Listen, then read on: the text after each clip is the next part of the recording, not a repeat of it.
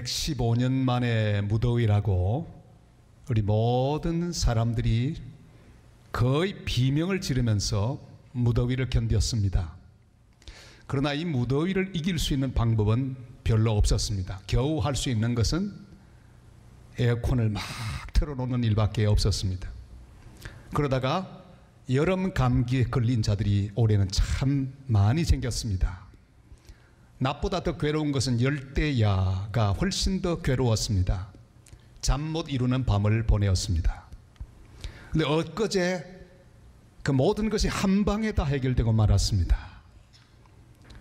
어디선가 바람이 불어왔습니다. 그 바람이 무더위를 날려보냈습니다. 열대야도 저 멀리 날려보내버렸습니다. 갑자기 신선선해졌습니다. 우리는 이 기후의 갑작스런 변화를 보며 그런 생각해 봅니다. 사람이 얼마나 약한가. 달에도 가고 로봇도 만들고 별의별 과학을 빛나게 발전시키고 또한 많은 열매도 얻었지만 이 무더위 하나 제대로 막을 실력이 인간에게 없다는 생각을 해봅니다. 역시 하나님께서 하셔야 합니다. 하나님께서 바람을 불게 하셔야 더위가 갑니다. 우리 주님 인간을 지었을 때부터 그랬습니다. 진흙으로 인간의 모습을 빚으셨습니다. 아무것도 아닌 진흙 가지고 우리를 만드셨습니다. 우리는 움직이지도 못하고 생각하지도 못했습니다. 그런데 바람이 불어왔습니다. 하나님의 생기, 히브리어로 루아흐, 꼭 바람 부는 소리 같죠. 하나님의 생기가 진흙 속에 들어갔습니다. 그랬더니 사람이 생명이 되었습니다. 움직이고 생각하고 사랑하며 일하고 예배하는 자가 되었습니다. 우리는 어떤 순간에도 착각하지 말아야 합니다. 우리는 진흙입니다. 어떻게 빚어져도 질그릇입니다. 조금 빛이 더 나는 것처럼 보여도 질그릇, 굉장히 크게 보여도 질그릇, 별의별 색깔로 채색되어도 질그릇. 우리 모두는 질그릇입니다. 아무것도 아닙니다. 하나님의 바람, 하나님의 생기가 없이는 아무것도 할 수 없습니다. 아무리 높이 올라가도 질그릇에 불과합니다. 아무리 부귀 영화를 누려도 질그릇임을 잊지 말아야 합니다. 그래서 오늘 주님 앞에 우리가 해야 할 고백이 있습니다. 존재적인 고백인데 나는 질그릇이다. 이런 고백을 할 수 있기를 바랍니다. 한번 해보실까요? 나는 질그릇이다. 우리 7절 말씀을 다 같이 읽겠습니다. 우리가 이 보배를 질그릇에 가졌으니 이는 심히 큰 능력은 하나님께 있고 우리에게 있지 아니함을 알게 하려 함이라. 아멘. 능력은 하나님에게 있습니다. 내 것이 아닙니다. 하나님께 속한 것입니다. 우리는 그저 질그릇에 불과합니다. 하나님이 주시지 않으면 아무것도 할 수 없는 존재입니다. 예수님이 예루살렘 성에 입성하실 때 나귀를 타고 가셨습니다. 그 옆에 제자들도 있었습니다. 사람들이 예수님을 향해 환호성을 보내었습니다. 자기 옷을 펴서 깔았습니다. 종려나무 가지를 베어서 흔들며 호산나, 주의 이름으로 오시는 이여, 가장 높은 곳에서 호산나, 찬송과 영광을 그렇게 보내었습니다. 그러나 나귀를 보고 지른 것이 아닙니다. 제자들을 보고 지른 것이 아닙니다. 나귀 위에 타고 계신 예수님을 보고 환호성을 질렀습니다. 찬송은 주님의 것입니다. 우리는 나귀 같은 존재일 뿐입니다. 질그릇일 뿐입니다. 주님 함께 하지 않으면 쉽게 깨어집니다. 그리고 낡아집니다. 내 속에 계신 예수 그리스도, 그분만이 우리의 보배입니다. 예수님 안에 있는 하나님의 영광을 아는 빛이 나의 보배라, 그렇게 말씀하고 계십니다. 우리 6절 말씀을 다 같이 읽겠습니다. 어두운데 빛이 빛이라 말씀하셨던 그 하나님께서 예수 그리스도의 얼굴에 있는 하나님의 영광을 아는 빛을 우리 마음에 비추셨느니라. 아멘. 바울은 예수님을 다메섹에서 만나기 전까지는 자기가 보배인 줄 알았습니다. 그 당시 가장 공부 많이 한 석학이었거든요. 권력이 있었습니다. 정치적인 힘이 있었습니다. 그뿐 아니라 그에게 종교적으로도 존경받는 위치에 그는 있었습니다. 자기가 보배라고 생각했습니다. 그러나 그게 아니었습니다. 다메섹 가는 길에서 밝은 빛으로 찾아오신 주님을 만났습니다. 그는 말 아래 내 동댕이 쳐졌습니다. 비로소 그는 알게 됐습니다. 자기는 아무것도 아니고 바로 예수 그리스도만이 진짜 보배인 것을 알았습니다. 그리고 주님을 만난 다음에 자기가 가졌던 모든 것이 보배가 아니라 마치 오물 같다는 생각을 하며 십자가 앞에 내 동댕이 치는 거룩한 결단을 할 수 있었습니다. 우리는 오래전에 벌써 모파상의 진주 목걸이라고 하는 책을 읽었어. 그 이야기를 잘 알고 있습니다. 너무 재밌습니다. 이쁜 여자 주인공이 나옵니다. 부잣집에 시집을 가지 못하고 아주 하급 관리에게 시집을 갔습니다. 겨우겨우 살아갑니다. 그런데 어느 날 장관의 초대를 받습니다. 파티에 가게 되었는데 장식품이 없었습니다. 잘 사는 친구에게 값비싼 보석을 빌립니다. 그리고 잃어버렸습니다. 자기 모든 것을 팔아 또 빌린 돈을 다 합쳐서 그것과 똑같은 것을 사서 돌려주었습니다. 10년 동안 아무것도 못하고 그것만을 위해 갚습니다. 드디어 빚을 다 갚았습니다. 너무 홀가분합니다. 그런데 바로 그 친구를 만났습니다. 지난 얘기를 나누다가 그는 비로소 알게 됩니다. 바로 그 보석은 가짜 목걸이였다는 사실. 땅을 치고 후회하지만 지나가 버린 10년을 다 돌려놓을 수는 없습니다. 여러분, 가짜 보석, 그 가짜 보석을 위해 일생을 허비할 수도 있는 인생인 것을 기억해야 합니다. 빛난다고 다 황금은 아닙니다. 가짜 보석에 속지 마시기를 바랍니다. 사람들이 진짜로 생각하는 그 많은 빛나는 보석들, 사실상 가짜입니다. 주님의 아름다움, 예수 그리스도 그분만이 우리의 참 보배입니다. 보석은 예수 그리스도입니다. 그 주님의 아름다움이 보배입니다. 주님의 빛이 진짜 보석입니다. 그의 은혜가, 그의 긍휼하심이, 인자하심이 우리를 향한 아름다운 보석입니다. 그의 거룩한 사랑이 우리 인생의 보석입니다. 그의 구원이 우리의 보석입니다. 그 외 모든 것은 다 가짜입니다. 우리는 바로 그 예수님을 내 마음 속에, 내 인생 속에 모시고 사는 은혜 사람이 되었습니다. 그의 빛을 보고 사는 자가 되었습니다. 그러나 아무리 큰 은혜를 받고 큰 능력을 가지고 큰 봉사를 한다고 해도 나는 질그릇에 불과하다는 사실을 기억하게 되시기를 바랍니다. 날마다 하나님 앞에서 내가 질그릇임을 깨닫고 보배이신 예수 그리스도에게만 집중하고 예수님만 자랑하고 살아가는 복된 주님의 사람들이 다 되시기를 주님의 이름으로 축원합니다. 질그릇 같은 우리에게 놀라운 일이 벌어졌습니다.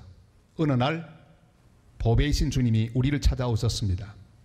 그 순간 우리의 마음은 빛으로 가득 차 빛나게 되었습니다. 놀라운 영광입니다.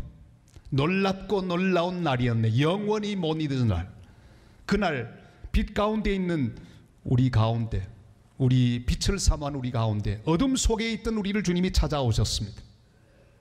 그리고 우리를 비추어 주셨습니다. 우리는 소망의 사람이 되었습니다.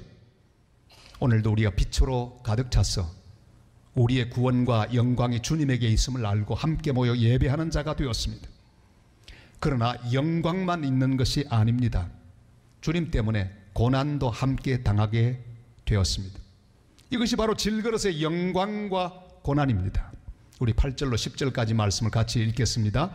우리가 사방으로 우겨쌈을 당하여도 쌓이지 아니하며 답답한 일을 당하여도 낙심하지 아니하며 박해를 받아도 버림받지 아니하며 거꾸러뜨림을 당하여도 망하지 아니하고 우리가 항상 예수의 죽음을 몸에 짊어짐은 예수의 생명이 또한 우리 몸에 나타나게 하려 함이라. 아멘.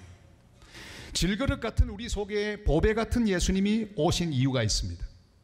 우리도 바로 예수님처럼 고난을 견디고 어떤 경우에도 승리하는 삶을 살게 하기 위하심입니다. 예수님 우리를 구원하기 위해 십자가를 지셨습니다. 고통을 견디셨습니다. 우리 대신 고난을 겪으셨습니다. 그리고 우리를 하나님 앞으로 인도하셨습니다. 우리는 그 주님과 함께 이 모든 것을 이기며 살아가야 합니다. 그 주님과 함께 우리는 모든 고난과 시련을 이길 수 있어야 합니다. 주님과 함께 사방으로 우겨쌈을 당하여도 낙심하지 말아야 합니다. 주도 욕을 당했으니 나도 욕을 당하리 고백하면서 이길 수 있기를 바랍니다. 답답한 일을 당하여도 십자가에 달린 주님을 바라보면서 낙심하지 말아야 합니다. 어떤 박해와 거꾸러뜨림을 당하여도 십자가를 견디신 주님을 생각하며 견디는 성도들이 되시기를 바랍니다. 항상 예수님을 기억하고 고난을 견뎌야 합니다. 예수님의 죽음을 짊어지라고 말씀하셨습니다. 그러면 예수님의 생명이 우리 가운데 넘쳐나게 될 것입니다. 11절이 말씀하지요. 다 같이요. 우리 살아있는 자가 항상 예수를 위하여 죽음에 넘겨짐은 예수의 생명이 또한 우리 죽을 육체에 나타나게 하려 함이라. 아멘. 사람들이 좋아하는 음악에 대해서 별로 상식이 없는 사람도 지고이네르 바이젠 또 비발디의 사계 같은 음악들은 다 들어봤습니다. 그 누가 연주했을까요? 뭐 다른 사람이 한 것도 있지만 대부분은 유택의 바이올린 주자인 아이작 펄만이 연주한 것이 대부분입니다. 저분이에요. 4살 때 저분은 소아마비를 앓았습니다. 보조기 없이는 움직일 수도 없습니다. 모든 연주에 바로 보조기를 차고 서서 연주하는 것만 해도 대단히 어려운 그런 핸디캡을 가지고 있습니다. 어느 날 이런 모든 과정을 거쳐서 드디어 연주를 합니다. 연주를 하는데 갑자기 줄 하나가 툭 하고 끊어졌습니다. 청중을 웅성거리기 시작합니다. 그런데 폴만은 그 상태 그대로 연주를 계속합니다. 이 선은 끊어졌지만 나머지 줄 3개를 가지고 계속 연주를 합니다. 그 어느 때보다도 가장 아름다운 연주를 마쳤을 때 청중들은 우레와 같은 박수를 보내었습니다. 사랑하는 여러분, 우리 삶에도 예기치 않게 인생의 줄이 끊어질 때가 있습니다. 내가 믿던 관계 줄이 끊어지고 건강의 줄이 끊어집니다. 내가 바라던 모든 줄이 끊어질 때가 있습니다. 하필 그 줄이 툭 하고 가장 중요한 순간에 끊어지는 경험을 우리가 할 때가 있습니다. 포기해야 할 상황이 다가올 수 있습니다. 그러나 보배를 간직한 질그릇은 절대로 포기하지 않습니다. 끊어지는 것은 질그릇의 운명입니다. 끊어질 수 있습니다. 갑자기 잘못될 수 있습니다. 그러나 보배를 가진 성도는 절대로 포기하지 않습니다. 주님과 함께 극복하고 주님과 함께 다시 일어납니다. 주님이 고난 받으시는 그곳에서 나도 주님과 함께 고난을 받아야 합니다. 내가 사망 고통 잘 이기면 생명의 역사를 이룰 것입니다. 어떤 상황, 어떤 어려운 경우에도 보배 되신 예수님과 함께 견디고 이기고 승리하는 복된 성도들이 되시기를 바랍니다. 예수 잘 믿어도 별의별 문제가 다 생길 수 있습니다. 정국인이라고 하는 어떤 한 성도는요, 예수 잘 믿었는데 암에 걸렸습니다. 여러분, 암에 걸린 사람 보고 다 문제가 있다고 말하지 마세요. 질그릇은요, 갑자기 뭐가 생기는 거예요. 1년이 됐습니다. 근데 어느 날 시상이 떠올라서 이런 시를 썼습니다. 1년 뒤에 그 시집도 발간했죠. 제목은 암에게 고함. 이렇습니다. 어느 틈에 내 안에 들어와 터 잡더니 이제는 적반하장 나더러 꼼짝 말라네. 너끈하던 산행도 기염기염 오르게 만드는 내노의 횡포는 과연 대단하구나. 네가 달게 먹는 것은 내 안에 두려움, 네가 역해 뱉는 것은 내 안에 감사. 너에게 말한다. 나는 여전히 감사하며 행복하다고. 내 안에서 자라고 있는 네가 이쁠 리 없건만은 미워하는 마음이 나에게 오히려 독이라. 분한 마음 삼키며 잠시 너를 허하노라. 다만 순하게 깊은 잠 자다가 자고 난 흔적마저도 속히 치워 떠나거라. 얼마나 멋진 고백입니까? 그리스도인은 그래야 합니다. 어떤 경우에도 그 모든 상황 앞에 자신을 던지지 말아야 합니다. 아무리 약한 질그릇 같은 우리들이지만 주님과 함께 모든 고난을 견디고 이기는 그런 질그릇들이 되시기를 바랍니다.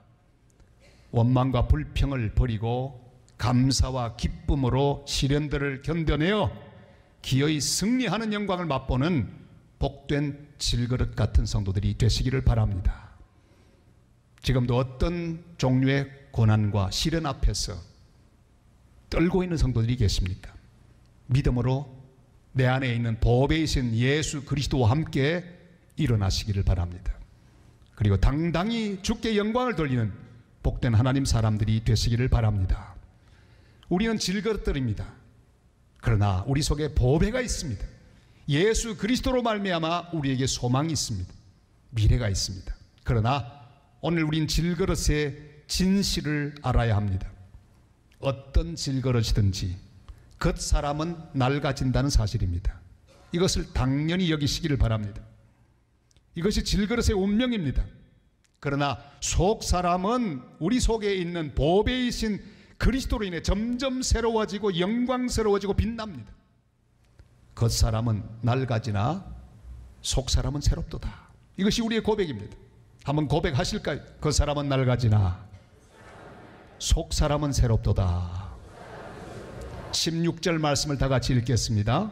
그러므로 우리가 낙심하지 아니하노니 우리의 겉 사람은 낡아지나 우리의 속 사람은 날로 새로워지도다. 아멘. 젊고 패기 있고 힘이 있을 때, 잘 나갈 때는 오해할 수 있습니다. 그 모든 것이 자기 힘인 줄로 압니다. 사실은 높은 자리에 있을 때 그 자리는 자기가 아니거든요. 자기인 줄 알아요. 건강할 때 그게 자기라고 생각합니다. 여러분, 그래서 많은 것을 가지고 있을 때는 착각합니다. 그 모든 것이 자기인 줄 알아요. 그러나 그게 아닙니다. 인생의 모든 행복과 기쁨과 보람이 내 그 사람에게 있고 질그릇에 있다고 착각하는 사람들이 많이 있습니다. 그러나 그 사람과는 상관이 없습니다. 가진 것과는 상관없습니다. 보배에 달려 있습니다. 그 보배를 발견한 내 속 사람에게 달려 있습니다. 속 사람이 바라보는 하나님을 향한 믿음에 달려 있습니다. 그러므로 나이가 더 들어갈수록 하나님의 사람은 더 빛나야 합니다. 건강은 사라지고 가진 것이 사라져도 내 속에 있는 보배가 확실하다면 빛나게 되어 있습니다. 세상에 사람들이 다 자랑하는 그 모든 것은 보배가 아닙니다. 그건 겉사람에 불과합니다. 그러나 우리의 속사람, 그리스도를 모시고 사는 내 속사람, 그 속사람은 날마다 강건해지고 새로워집니다. 새 박사로 유명한 윤무부 박사, 여러분 저분의 얼굴 많이 보셨죠? 저분은 대한민국 제1의 새 박사입니다. 새를 연구했는데 새에 관한 한 박사 중에 박사입니다. 유명해졌습니다. 돈도 많이 벌었습니다. 책도 많이 냈습니다.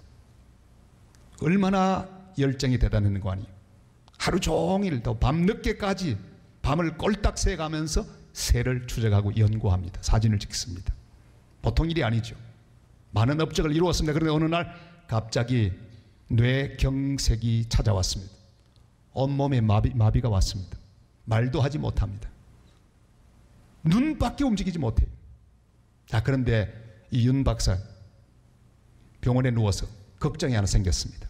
자기 비자금, 자기만 아는 비자금, 이걸 자식들에게 알려줘야 되는데, 자기 아내에게 알려줘야 되는데 알려줄 방법이 없습니다. 왜요?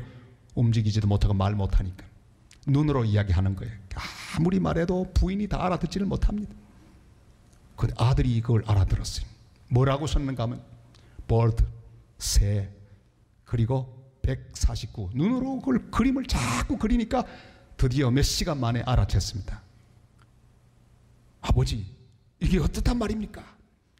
아들은 추적하고 추적한 결과 버드라고 하는 새 149페이지에 뭔가 있다는 이야기로 알아들었어요. 펼쳐봤더니 거기에 4,300만 원. 그렇게 찾아냈답니다. 여러분, 육신은 집처럼 낡아집니다. 그러다가 떠나갈 것입니다. 아무리 잘 나가도요, 어느 날 깨어집니다. 낡아집니다. 그것이 질그릇의 운명입니다. 중요하고 급한 문제는 비자금 찾아내는 일이 아닙니다. 더 중요한 일이 있죠. 우리의 참된 보배가 되시는 예수 그리스도를 찾는 일이에요. 낡아갈수록 더 귀한 보배, 그분을 찾는 것보다 시급한 일은 없습니다. 금보다 귀한 보배가 되시는 예수님과 함께 살아가야 합니다. 그에게 소망을 두고 그를 위하여 살아야 합니다. 그래서 우리를 위해 준비하신 하나님 나라를 소망하며 살아가는 하나님의 사람들이 되실 수 있기를 바랍니다.